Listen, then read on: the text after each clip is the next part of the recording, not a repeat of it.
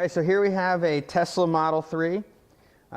We have the outer cameras looking backwards. What we're going to do today is we got these carbon covers from Auto Parts Direct U. We're going to go ahead and install these over top of them. So what we're going to do is we'll go ahead and clean up the mounting surface, and then we'll remove our sticky to install it.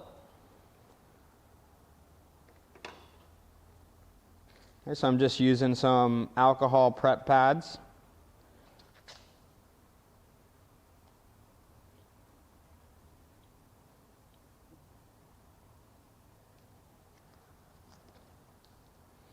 All right, we'll go ahead and remove our backing to our tape.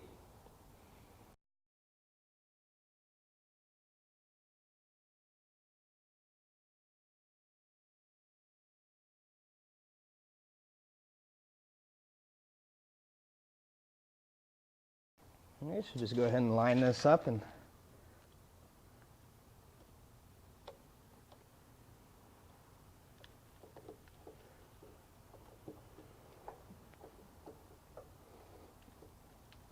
all right, so now we'll go ahead and do the other side the same way.